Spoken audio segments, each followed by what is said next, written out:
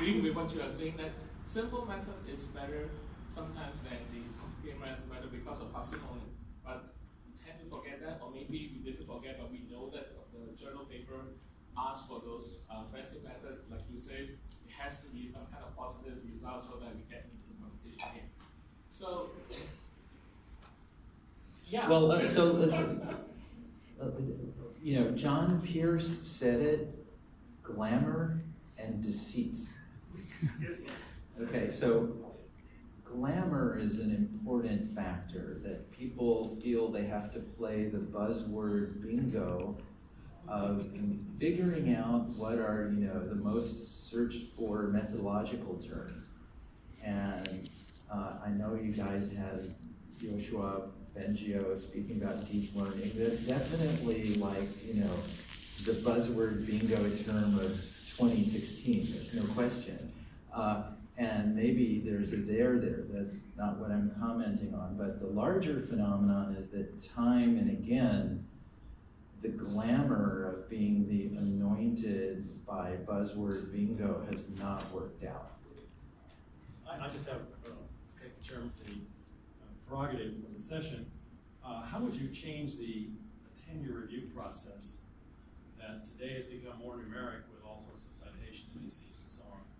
And a comment Pin you made at a recent IMS meeting, she would prefer that people publish 1 or 2 papers and the kind of thing where you really get into it like you're talking about, rather than 20 before they get tenure. Is there a way to deal with the academic situation? Okay, so Roy,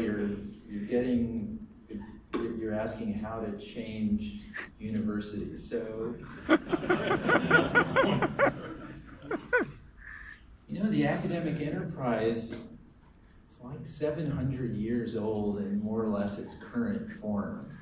So I'm not very optimistic in changing it because there's, you know, we still have robes, you know, of the kind that people wore in 1300. If you're asking for, you know, dramatic change, academic world is not the first place to go. However, since we're, you know, if there were, so the approach of pipelines, data science, transparency, so on and so forth, suppose there were a scoring algorithm and defined metrics, and that there was no metric in there that involved the N of your site of your papers, but there was a metric that was, you know, maybe some measure of scholarly impact of your best paper. You know, that might have an effect. So it's again the data science approach of let's use transparency, let's have metrics, make the whole end-to-end thing, open it up, make it based on data that's clear. That could be part of the answer, could be. Thank you. I think now we can adjourn to coffee and